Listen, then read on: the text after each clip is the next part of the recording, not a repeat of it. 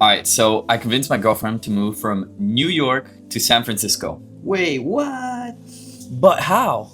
Well, I did what I know how to do best as a tech bro, and that is that I vibe coded her a website that was designed with the specific goal of formally inviting her to San Francisco in the cutest way possible. And what I created for her was so beautiful and compelling that she had no choice but to say yes. This is the story of how I used AI to make a quantum leap in my love life. All right, so I'm gonna share the story of how this all went down and kind of make it fun and a little dramatic. But then at the end, I'm also gonna share how I actually went through the process of making this site and the sort of product thinking behind it, how I used AI as my co-creator, and it's pretty cool. Some of the things that I learned and did along the way, so buckle in. So my girlfriend and I share Latin roots. She's Ecuadorian and I'm Colombian. I met her here in San Francisco a couple years ago, but things didn't really spark until about a year ago that I went and visited New York, and we went out and she thought it was just a professional catch up, and I was, I don't know, just casually exploring and having fun, but things really sparked there, and then from there we just kept the conversation going, and one thing led to another, and such is love. And so, but then the issue was that she lives in New York and I live in San Francisco, and who goes where? That is always the tough part. You know, I had openness to wanting to go to New York, and I think it's not fair to ask your partner to come to you if you're not willing to make the sacrifice to go to them. But at the end of the day, I think you have to be just really smart in seeing what really is not necessarily just the best thing for her or for you, but really for us. And so what happened is she came and visited me here in San Francisco not too long ago for a month. And it was kind of like the big trial of like, okay, can she enjoy living here? Would she want to live here? Is she down to move here? And she stayed here for a month. It was really fun. But then towards the end of it, I'm just kind of like waiting for her to make a decision, trying not to pressure her, but trying to create the best space and environment for her. But she just wasn't making a decision until I was like, yo, so do you want to move? Like, are you down? And she's like, I feel like you need to welcome me into the city in like a sort of official and formal way. And I was like, well, okay, well, don't you need to decide first and then we can celebrate the decision and I can give you a warm welcoming? Because, you know, I don't want to push you into a decision. But turns out that's not how girls work. And so it became clear to me that I needed to figure out how can I invite her to come here to San Francisco in like a beautiful and really cute way. And so I was at Founders Inc., the startup incubator I work out of, and just kind of like posing this challenge to my friends there. And they helped me start to brainstorm some ideas. And, you know, we were like, oh, what if I write her a letter? Or I could make her like a little breakfast, or, you know, get her like make her a scavenger hunt, or get her some flowers, or, you know, like all these different ideas. And then it hit me. Oh my God, dude, I can just vibe code her a website that in the cutest way possible embeds her personality, her way of being into a site that would formally invite her to move here to San Francisco. Bingo. All right, now we're off to the races. And, you know, I'll also make her a video to embed it in the site just to over deliver and go all out and to have fun with it. All right, so let me show you what I built her. Here she is, right about to see the site. She's hyped. She's like, what is this? So firstly, for context, my girlfriend is a startup founder and her company is named AirPals. And AirPals is basically like a Google Flights, but for shipping physical things. So it helps you compare different carriers so you can see the prices and save money. So this first out of 5 sections in the site I built is basically a tracking label with her as the package. So this is AirPals, that's the carrier here, the package is her, the weight, some of this is in Spanish. This says, I don't know, but she's small, which is a word she likes to use. Estoy chiquita, whenever she like wants love and affection. Declared value is priceless, obviously, infinitely valuable. Handle with infinite care. The contents are one cosita, one little thing. And then con polvitos mágicos, which means with magic dust. So that's a term we like to use. And then the route, she's from Cuenca, Ecuador. So the route is she went from Cuenca to New York, and now she's coming to San Francisco, home sweet home. So kind of like implying from the very beginning, like, what's going on here? What is this for? Fun tracking number. And then it says here, you've shipped thousands of things. Now it's my turn to ship your cute butt to SF. All right, and this little guy here is kind of looking sus, but approving the message. All right, then we have this next section. All roads lead to SF. So again, little route of she's taking to move here to New York. There's a little Easter egg here. That's kind of fun.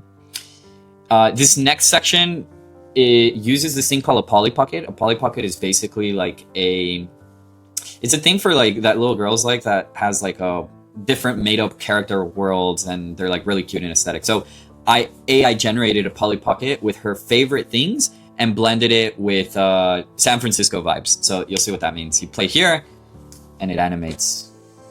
I love you. So you got the troll. She loves Hello Kitty, chocolate flowers, and then it has the SF aesthetic over here, which is pretty fun. So that's the Polly Pocket world. Here's her reaction when she saw the Polly Pocket. I made a little playlist for her here with songs she loves, and she kind of like can play through them. Then in this section, I made an actual video for her, which is kind of fun. Yeah, I had some friends help and like make little features of the video. And then at the end, this is cringe, but I get on my knees, not a knee, but both knees, and kind of ask her like, bruh, please move here. San Francisco, conmigo. So yeah, kind of formally inviting her to move here. Here's some of her reactions while she's watching a video. A little tear in her eye. And just kind of laughing while I'm on my knees. And then we have the final section. And in this final section, it's time to make a decision, right? Every good app product video has a call to action, right? Like, make a decision. And she's got two options. Either I will make San Francisco my home, or she can say like, nah, New York is better. And it's kind of funny because when I showed this to her live, she basically said, I don't know, can I just click both of them to see what happens? And I was like, yeah, sure, go for it. Let's see what happens. And so she kind of like went here to press the non-New York is better button, but then it just disappeared. No hay opción. Qué bestia. En serio, eso es todo chistosísimo. Hay como ir para atrás. Hay como... And then, yeah, so what happens if you press like, I will make SF my home? Let's see what happens and just enjoy it.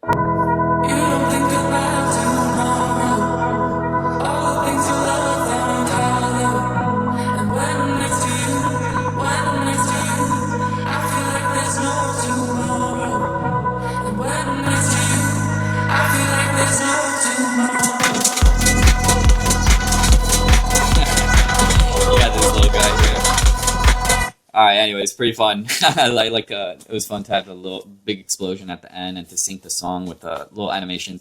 Anyways, a lot of creativity put into here, but of course, after something like this is created for you, there's no choice that you have other than to say, hell yeah. It truly was just like so beautiful to see her reaction, to see her tear up, and to ultimately have her get the conviction to say yes. And that leads me to one of the key lessons here, where I sort of realized that because I had such a deep level of clarity of what I wanted, and I poured my love, my energy, my personality, my soul, my attention to detail, my creativity into creating this beautiful artifact that expressed my level of conviction and what I wanted to her in a very beautiful way.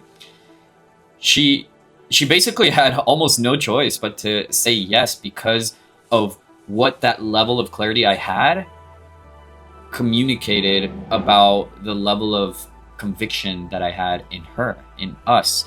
And, you know, moving from one city to another and, you know, starting like a new life basically is a very scary thing.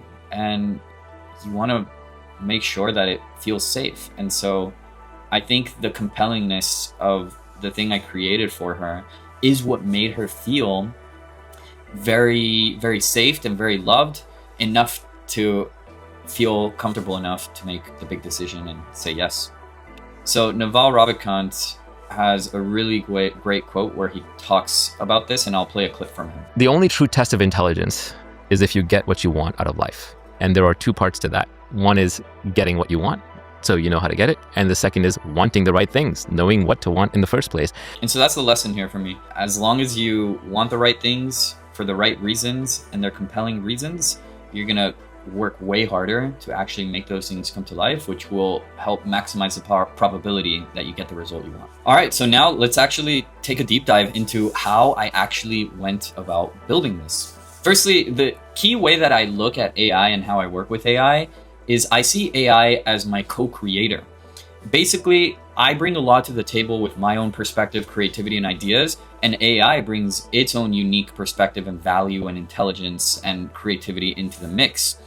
Throughout the process of building this, there were moments where I had really good ideas, and there were some things that AI had really good ideas. The magic of working with AI is for you to bring your best energy, thinking, and creativity. And the more you do that, the better AI is going to be able to bring its value and creativity to the mix. And that's where this beautiful synergy and co-creation happens that leads you to create way better things. I think the two big mistakes people make is they either don't use AI at all and miss out on this massive super weapon of a tool. But then at the other extreme, using AI for everything and using AI before you've thought about it critically and creatively is an easy way to limit the potential value of what you can create and to make it truly your own with your own human perspective and taste embedded into the co-creation process. So there's 3 core principles that you'll see me touch on throughout the building process here and that I really think about while working with AI. The first is to always think about the problem or question I'm about to ask first before I bring AI into the picture. And the reason for this is simple. There's simply going to be ideas that only you would come up with, that the AI will never think of, because you have a unique perspective and life and sense of taste that is different from the AI. So it's important for you to take the time to think about it first so that you're unbiased, and then you bring AI into the conversation. And the good thing about this is not only do you take the time to come up with your own ideas, but by bringing your ideas and thinking into the prompts that you write to AI, that's going to help AI come up with much better thinking that will augment your thinking and creativity by an even greater magnitude. The second principle is just knowing what tools are available to you and how to use them and what these tools are for. So you'll see that. And finally, one of the simplest and most important ways to use AI is by having AI create several variations of whatever you're trying to make, whether it be designs, whether it be like copy, whether it be ideas or strategies, and then to embed your own taste to see what makes sense, give it feedback, and iterate from there. That'll all make sense in just a second as I explain it. All right, let's go for the deep dive. All right, so the way I started building this is by getting all of our WhatsApp chat history that I have with my girlfriend and exporting it and then just feeding it to AI and giving AI context as to what I'm doing. Like, hey, I want to create this website. She lives in New York. She's going to SF. So just kind of set the tone for the AI with Claude and let it know like what's going on here. I'm using the Claude desktop app here, Cowork. Cowork also lets you work from a specific folder. And I have my second brain, like my file system in Obsidian. And I can basically just connect it directly to this folder on my computer. So anyways, give it the context, share the WhatsApp chats, and tell it to like make a profile about who she is. And that's what AI did here. I won't show you the file, but this is like a profile that has her voice, her personality, the language she uses, the things she likes, the music she shared, stuff like that. And it helps me build a good profile for her. Now, another thing that I did here is before I brought AI into the conversation, I ended up creating just like a document with my brainstorming of move to SF app. So this is kind of like just brainstorming different ideas, things that I could do, stuff like this. So that, again, always important to bring your own thinking, take the time to think about it first before you go into it. So that's what I did. And then the AI basically made a site plan and of like what we should do here. There's a lot of ideas and there is honestly like too much stuff here. It was kind of long, but this is the important part where, let's see. Yeah, so I went and it created the plan. I also went and edited, and then I gave it some feedback on like all the different things. And this is basically the core flow with AI. Take your time to think first. Human, always human first. Think about it yourself. Bring AI into the picture. Feed it as much context as you possibly can that's relevant. The AI generates something, and then you review it and you give it your taste, your feedback on how to change it, and you keep on iterating until you get like something much better. And then once we have the site plan ready on what it looks like, this is where I bring an AI designer into the mix so that we can start to visualize it and see what it looks like. So I've used a lot of the AI design tools. My top two favorite are Claude Design and Magic Patterns, and so I use Claude Design here. Again, gave it context as to what we're doing. I fed the site plan here as a markdown file, and then also my girlfriend's profile on who she is. And then one thing for the color scheme, I just told it to use the color scheme from her company AirPals because I know she loves blue and all these colors that she embeds, so pretty cute. Let's see, if you have ideas for many different ways you could have implemented something, let me know and we can experiment with different variations on things. So something I do a lot with AI, especially with design stuff, is tell it like, just give me a bunch of different variations and we'll go through it. But this is what it created. And Claude also, so this first one is a shipping label, super spot on, perfect. It created several variations. I didn't really like these other variations that much, so I stuck with the classic. And you'll see it didn't really do like a good job in some of these sections. Like this one is like okay, this one's pretty cool. This is like the video placeholder, and then this last one honestly sucks. So I'm like, damn, okay, not bad. At least we have a structure now. So I went and took this, gave it to Claude Code so that we could have the structure. But I'm like, okay, I need a more like workshop these two sections, specifically this one and this one. To make it better, and I think we can use AI to help us generate an image. So I wanted to generate a background image of for the final section, the San Francisco like home, and I told it like, hey, if we're to tell an image generator to generate a background image for the SF section, what should we tell it? Give me several options. So this is awesome because it's using AI to help you generate different variations of prompts for an image generator, or for any matter really. And so AI gave me these different directions, and it gave me like 5 different ones. Honestly, I didn't even read them. I just copy pasted them all into ChatGPT. So let's see them. All right, so this is the first one it generated. This is the second one that it made here. This one's kind of cool too. This is the third one. You see again how it's mixing the things she likes with SF. I love that. And then it made this Polly Pocket version of it, and I loved it. And I was like, wait a second, this could be a section on its own. Like I should make it this its own section. And so that's what I did here. And then finally, this is the one that I liked the most. So I ended up using this one, and that's what ended up becoming the background image. So that's how I made the background image. And so then once I had the Polly Pocket image, I knew that I wanted to animate it because I want to turn that image into something live and animated. And so I asked AI, like, what are the best AIs for animating an image? I know there's Grok Imagine. It gave me like several options, but honestly, I just ended up going with Grok Imagine because I was able to do a 3-day free trial. And that's what ended up generating the animated visual, which was super cool. And then finally, for the all roads lead to SF part, I thought this was super shitty. I'm like, well, I think we should also generate an image for like the background of this one. So let's try that out. And I basically used the same strategy. Like, this is our goal, generate several prompts for me. It gave me these different prompts. This is interesting because one part of the prompt is the image generation prompt for the image generator. And then this is the other part, which is the animation, because we have a background image and then we're animating on top of it. So this is for the code agent, and this is for the image generation agent. And yeah, did that for all of them, saw what the image results was, and then just plugged it in. And then voila, this is the site that it made. Beautiful with the animations, the Polly Pocket animation.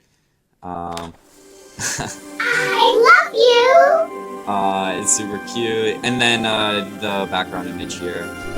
And then a lot of these things were just like ideas that Claude had or I had. This like hover over New York and it disappearing was like an idea I had. And then Claude Code just implemented most of this. The one thing I did bring in Codex for is this animation with the dots, because Claude Code wasn't able to get it, but Codex was able to get like this path to be perfectly good. So anyways, I use Claude Code by default, but if it doesn't work, Codex from OpenAI is a good backup. All right, that's it. That's how I built it. One final lesson I want to highlight here related to the process of building this product is that I showed this product and what I built to my friend David, and he had this really beautiful thought. He said that what makes this product or site just so beautiful is that it's super clear who this was made for and for what specific purpose it was made. And when you get that specific in who this is for and what it does, the person on the other end that is using and experiencing your product has this experience where it feels like this thing was made just for them. And that's exactly what creates this feeling of magic, right? This aha moment, this like, whoa, like this product isn't just helping me fix my problem or serving a specific use case. It's doing it in a way that is deeply resonant and connected with who I am. I think the most beautiful products are the ones that are speaking to you on an emotional level. They create some sort of level of emotional resonance. And the only way to sort of achieve that in the process of building a product is by being extremely hyper clear on who you're building this for and what specific problem it's solving, and for like what use case. And many times the big problem you see in a lot of products is that it's just like not clear who is this for and what specific real problem this is trying to solve. So yeah, when you're just starting building something, and really like at any point, you should have the name of the person you're specifically building this for, because the more specific you can get, the better idea you'll have on the specific pain points and problems you're solving for them, which is going to help you design a better product for them at the end of the day. All right, I wanted to share one final thought before I close off. So I think having an intimate relationship in today's world, in 2026, in an AI-driven world, it's more valuable today than ever before, because I think before, when you're building a company, or really when you're creating anything, one of the biggest bottlenecks was usually the technical ability or skill or time that it required to make something. But because AI makes it so much easier to build almost anything today, it's no longer a skill issue. The real bottleneck now is knowing what to build and being able to have good enough taste to be able to differentiate good from bad. And I think having the right intimate partner makes a massive difference in being able to get a greater sense of what you want, right? Because you have a lot of conversations, you share all your life context, you're able to have this whole other life evaluate your life and help you get better clarity. And oftentimes they give you really good insights and perspectives that can actually be valuable and improve your taste or help you better iterate on what you're doing. All right, hope you enjoyed this one. This one was super fun to make. And if you have a partner, go and give them some love, go create something beautiful for them. And if you don't, then go and give yourself some love, because I'm sure you don't do that enough anyways. All right, see you. Ok. Bueno, lo que tú quieras. Lo que yo quiero siempre. No, solo ahorita. No. ¿Cómo que siempre? Siempre, lo que yo ¿Y qué? Lo que yo quiero no importa o Pero qué? lo que yo quiero, tú quieres también. No siempre. Así no funciona. Sí funciona. No. Ok, ya.